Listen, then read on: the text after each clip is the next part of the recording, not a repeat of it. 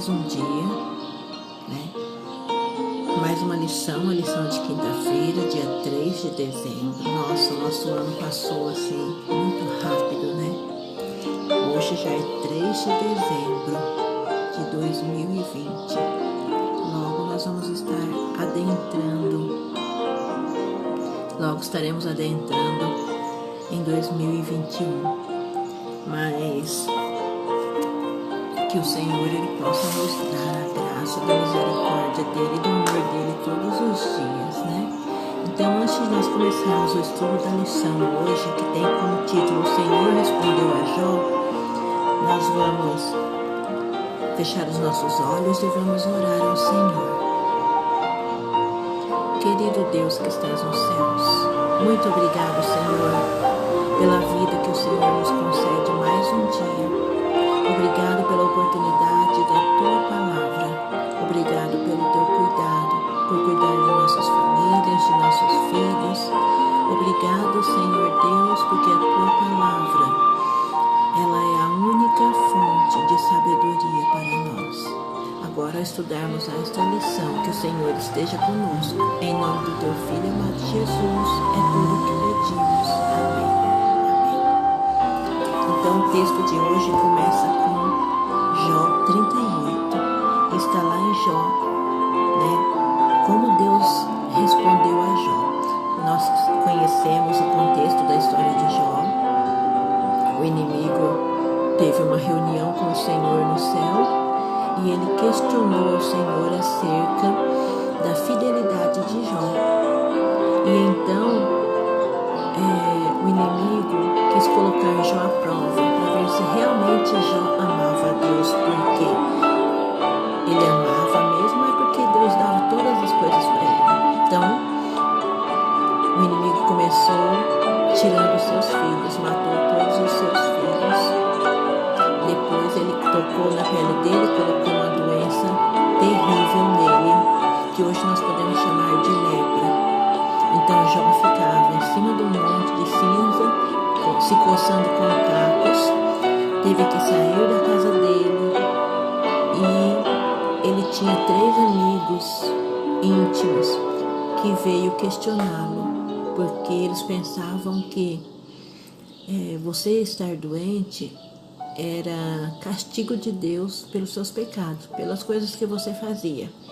E na verdade não era isso que estava acontecendo. E aí nós chegamos no capítulo 38, né?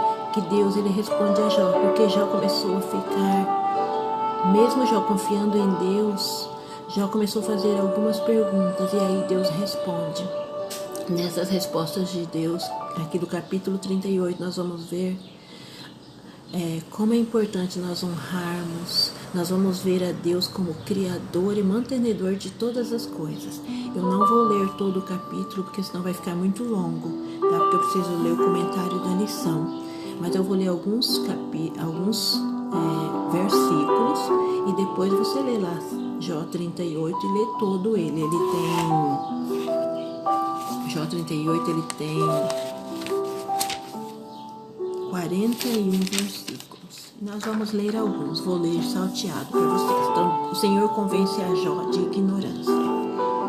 Depois disto, o Senhor, no meio de um redemoinho, respondeu a Jó: Quem é este que escurece os meus desígnios com palavras sem conhecimento?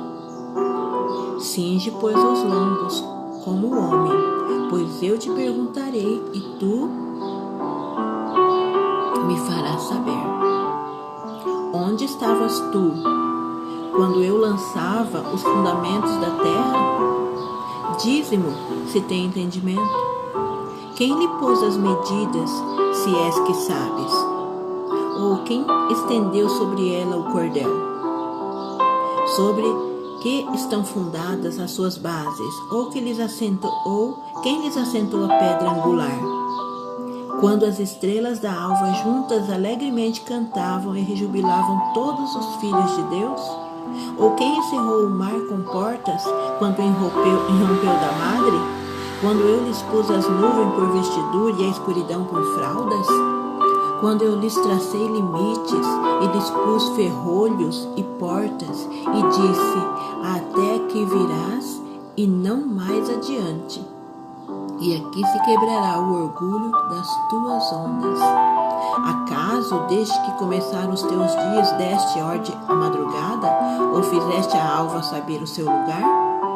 Para que se apegassem às orlas da terra e destas fossem os seus perversos sacudidos? A terra se modela como barro debaixo do selo, e tu se apresenta como vestidos. Dos perversos se desvia a sua luz, e os braços levantados para ferir se quebrantam. Acaso a chuva tem pai? Ou quem gera gota de orvalho? De que ventre procede o gelo? E quem dá à luz a geada do céu? Olha só as perguntas que Deus fez a Jó. Ô Jó, você sabe quem colocou os fundamentos da terra? Por acaso você sabe de qual madre a terra foi gerada? Jó, você tem conhecimento dos depósitos de orvalho? Por que me questionar? E esse é o grande problema nosso. Muitas vezes nós questionamos a Deus sem porquês. E muitas vezes o inimigo tem colocado dúvidas na nossa mente para que a gente questione a Deus. Deus não deve ser questionado. Deus, ele é sábio. Ele é onisciente, onipotente e onipresente. Ele sabe tudo, ele vê tudo e ele pode tudo. Ele tem o controle de todas as coisas. É como se nós estivéssemos questionando a Deus hoje. Esse mundo que nós estamos vivendo, com essa pandemia, Deus sabe todas as coisas. E se Deus colocou essa pandemia para impedir algo muito mais terrível? Nós que somos cristãos, nós sabemos, conhecemos as profecias de que Jesus virá, mas antes disso haveria uma união de igrejas, um só governo tentando controlar todas as coisas. Haveria aí um 5G que ia fazer coisas que nós nem imaginamos. E se Deus colocou esse Covid para impedir que isso acontecesse, porque muitos de nós ainda não estamos preparados. Porque quando isso acontecer, quando o mundo tiver em suas mãos esse 5G, quando houver só um governo, as pessoas, os cristãos, aqueles que seguem a palavra de Deus, elas serão perseguidas tão duramente que será impossível permanecer em pé se não for pela ajuda de Deus e dos santos anjos. Então Deus está segurando os 4 anjos para que nada aconteça, porque muitos de nós ainda não estamos preparados. E muitas vezes nós ficamos questionando a Deus e Ele faz a mesma pergunta para nós que Ele fez para Jó. Por acaso você sabe quem colocou o limite ao mar? Quem disse ao mar: até aqui virás e daqui não passarás? Então vamos pensar bastante antes de questionarmos, de colocarmos dúvidas sobre a palavra de Deus.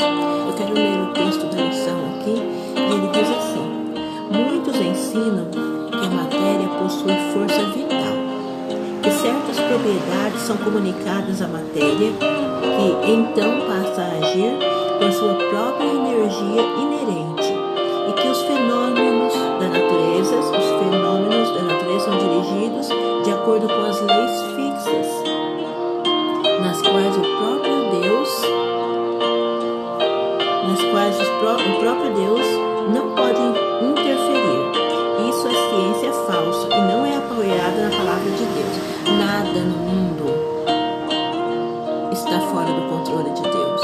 Deus pode interferir em todas as coisas. Tá? A natureza é serva do seu Criador. E Deus é o Criador, é o mantenedor da natureza. A natureza testifica de uma inteligência, uma presença, uma energia ativa que opera em suas leis e por meio delas. O Pai e o Filho atuam de forma constante na natureza. Cristo diz: meu Pai trabalha até agora e eu trabalho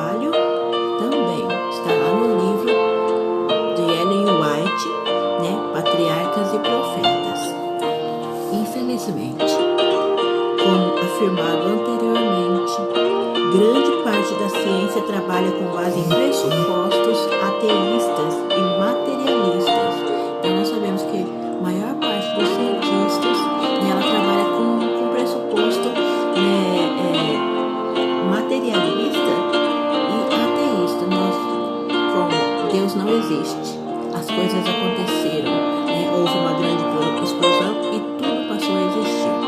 Então a ciência trabalha assim. Portanto, isso significa que um cientista pode olhar para algo de extrema beleza e complexidade e ainda assim afirmar que surgiu por acaso, sem premeditação nem intenção. A ciência faz essa alegação o tempo todo. A vida na Terra tem toda a sua beleza e complexidade, desde as borboletas aos seres humanos, e é explicada como sendo somente o resultado de substâncias químicas que há bilhões de anos formaram por acaso uma vida simples, que mediante mutações aleatórias e seleção natural evoluiu para tudo que vive, respira e se move hoje. Que ignorância! Você achar que coisas perfeitas vieram do acaso, de uma explosão. Deus criou tudo que existe de perfeito. Deus criou o belo. Nós devemos adorar a Deus na beleza da sua santidade e a beleza da criação. Foi Deus quem criou. Nada veio de bilhões e bilhões de anos. A Terra tem 6.000 anos. Não tem bilhões de anos. Nós não podemos crer em pressupostos ateístas e materialistas de pessoas que creem, que acham, que pregam e que colocam como absoluto que a Terra foi formada de uma grande explosão por causa do Big Bang e as coisas foram se adaptando até ser o que são hoje. Não, se você olhar a natureza, você vê um Deus criador, um Deus mantenedor. Apesar da situação do mundo hoje, ainda existem muitas maravilhas que Deus criou ainda hoje aqui neste mundo. Continuando. A ciência, conforme constituída, defende a própria ideia de um Criador sobrenatural. Não é científica, uma vez que não pode ser testada cientificamente e, portanto, é uma noção com a qual a ciência não pode lidar. Esse pressuposto não é algo que a própria ciência ensina, mas é, em vez disso, uma posição filosófica imposta à disciplina pelos próprios cientistas. Entretanto, a verdadeira ciência parece ensinar o oposto. Toda a beleza e complexidade do mundo realmente aponta para um Criador. Toda a beleza que existe, a própria ciência em si mesma ensina que existe um Criador e um mantenedor. As Escrituras ensinam que Deus não apenas criou todas as coisas, mas também as sustenta. Isso significa que toda a verdadeira educação cristã em ciência teria que trabalhar com pressupostos radicalmente diferentes do que a ciência geral afirma. Inevitavelmente ocorrerão confrontos, principalmente no que diz respeito à questão das origens. Sempre que houver a ciência bíblica com a ciência do mundo hoje, sempre haverá um confronto, principalmente na questão das origens. Mas nós, como criacionistas,